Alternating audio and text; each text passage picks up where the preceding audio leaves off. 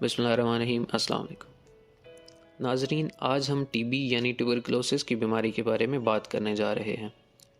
T B ایک طرح کی انفیکشس ڈیزیز یعنی جراثیم سے پھیلنے والی بیماری ہے، جو کہ ایک بیکٹیریا مائکو بیکٹیریم ٹیوبرکلوسس سے پھیلتی ہے۔ ٹی بی کی بیماری زیادہ تر پھیپھڑوں کو متاثر کرتی ہے، لیکن پھیپھڑوں کے علاوہ بھی یہ جسم کے تمام حصوں پر اثر انداز ہو سکتی ہے، جس کو ہم ایکسٹرا پلمونری ٹیوبرکلوسس کہتے ہیں۔ آج کی اس ویڈیو میں ہم ٹی بی کی علامات، اس کے پھیلنے کی وجوہات اور اس کی تشخیص میں ہونے والے ٹیسٹ اور اس کے علاج کے بارے میں جانیں گے۔ ٹی بی کی علامات کی بات کریں تو ان میں تیز بخار جس کے ساتھ کب کبھی بھی طاری ہوتی ہے، رات کے وقت ٹھنڈے پسینے آنا، بھوک نہ لگنا، وزن میں نمایاں کمی، کھانسی کے ساتھ بلغم میں خون کا آنا اور سانس لیتے وقت سینے میں درد محسوس ہونا جیسی علامات ظاہر ہو سکتی ہیں۔ اس کے علاوہ ٹی بی کا جراثیم جس جسم کے حصے کو متاثر کرے گا اس سے متعلق مختلف علامات آئیں گی۔ مثلا اگر کسی شخص کو پوٹس ڈیزیز یعنی ریڑھ کی ہڈی کی ٹی بی ہے تو اس شخص کو ریڑھ کی ہڈی میں درد جیسی علامات آ سکتی ہیں۔ اگر کسی شخص کو آنتوں یعنی انٹسٹائن کی ٹی بی لاحق ہو گئی ہے تو اس کے پاخانے میں خون آنا اور پیٹ میں درد رہنے جیسی علامات ظاہر ہو سکتی ہیں۔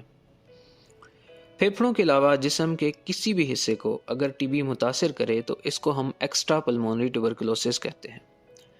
ٹی بی کا مرض آہستہ آہستہ کر کے انسان کو متاثر کرتا ہے اور لمبے عرصے تک رہتا ہے، کیونکہ اس بیماری کا جراثیم یعنی مائکو بیکٹیریم ٹیوبرکلوسس بہت ہی سست رفتاری کے ساتھ بڑھنے والا جراثیم ہے۔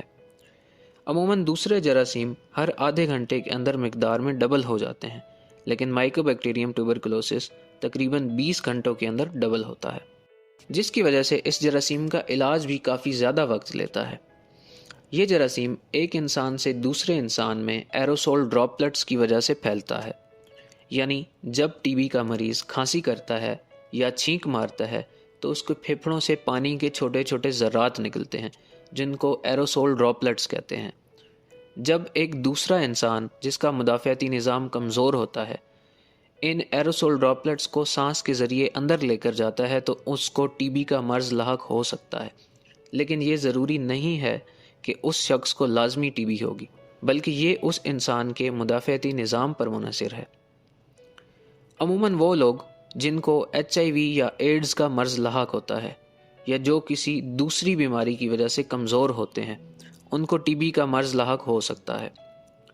اگر گھر کے اندر ٹی بی کا مریض موجود ہے تو کوشش کریں کہ اس مریض کے کھانے کے برتن الگ رکھیں اور گھر کو ہر ممکن حد تک ہوادار رکھیں، کیونکہ ایروسول ڈراپلٹس گھر کی فضا کے اندر موجود رہتے ہیں، اور اگر ایک خاندان کسی بند گھر کے اندر رہ رہا ہے تو اس میں زیادہ امکان ہے کہ ٹی بی کا مرض لاحق ہو۔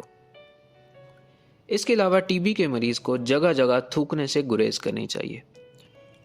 چھوٹے بچوں کو ٹی بی سے بچانے کے لیے پیدائش کے فوراً بعد ہی جو حفاظتی ٹیکہ لگایا جاتا ہے اس کے اندر BCG ویکسین ہوتی ہے، جو کہ ٹی بی سے محفوظ رکھتی ہے۔ ٹی بی کو تشخیص کرنے کے لیے ڈاکٹر مختلف قسم کے ٹیسٹ ایڈوائز کر سکتا ہے، جن میں چھاتی کا ایکس رے، ٹیوبرکلین سکن ٹیسٹ، خون اور بلغم کے ٹیسٹ شامل ہیں۔ بلغم کے اندر مائکو بیکٹیریم ٹیوبرکلوسس کو دیکھا جاتا ہے یا پھر اس کا PCR کیا جاتا ہے، جس سے ٹی بی کے مرض کی مکمل شناخت ہو جاتی ہے۔ پاکستان میں زیادہ تر لوگوں کے اندر ٹی بی کا جراثیم موجود ہوتا ہے، لیکن وہ کوئی بیماری نہیں پھیلاتا۔ اس کو ہم لیٹنٹ ٹیوبرکلوسس کا نام دیتے ہیں۔ لیکن ایسے لوگوں میں چانسز ہوتے ہیں کہ زندگی میں کبھی بھی جب مدافعتی نظام کمزور ہوگا تو ٹی بی کا مرض لاحق ہو جائے گا، اس لیے اس کا علاج بھی بہت ضروری ہے۔ ٹی بی کے علاج کی بات کریں تو اس کا علاج عموماً لمبے عرصے تک رہتا ہے، جس میں تقریباً 3 مہینے سے لے کر 2 سال تک لگاتار ٹی بی کی ادویات استعمال کرنا پڑ سکتی ہیں۔ علاج کا دورانیہ ٹی بی کی نوعیت پر منحصر کرتا ہے۔ لیٹنٹ ٹی بی کے مریض عموماً 3 سے 6 مہینے تک ادویات لیتے ہیں، جس کے اندر عموماً مریض کو 2 قسم کی اینٹی بایوٹکس دی جاتی ہیں۔ اس کے علاوہ اگر کسی شخص کو بالکل پہلی دفعہ ٹی بی کا مرض لاحق ہوا ہے اور اس کو علامات بھی آ رہی ہیں تو ایسے مریض کو 6 مہینے تک 4 قسم کی ادویات لینی ہوتی ہیں، जिन में पहले 2 महीनों के लिए 2 किस्म की एंटीबायोटिक्स दी जाती हैं और अगले 4 महीनों के लिए दूसरी 2 किस्म की एंटीबायोटिक्स दी जाती हैं। टीबी की अद्वियात बगैर किसी नागा के लगातार खाना बहुत ज़रूरी है। अगर ऐसा ना किया जाए तो टीबी के जरासीम में एंटीबायोटिक्स के ख़िलाफ़ रेजिस्टेंस आ जाती है और फिर इन 4 किस्म की अद्वियात से भी ठीक नहीं होता, तो उसके लिए फिर 18 महीनों से लेकर 2 साल तक लगातार अद्वियात खानी पड़ सकती हैं।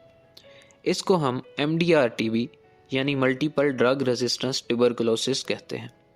इन सारी चीज़ों से बचने के लिए ज़रूरी है कि टीबी का मरीज़ बगैर किसी नागा के डॉक्टर की हिदायत के मुताबिक टीबी की अद्वियात लेता रहे। उम्मीद करता हूँ आपको आज की वीडियो पसंद आई होगी। कमेंट सेक्शन में अपनी राय का इजहार ज़रूर कीजिएगा। मज़ीद इस तरह की मालूमाती वीडियोज़ के लिए देखते रहिए इल्मी वर्ल्ड।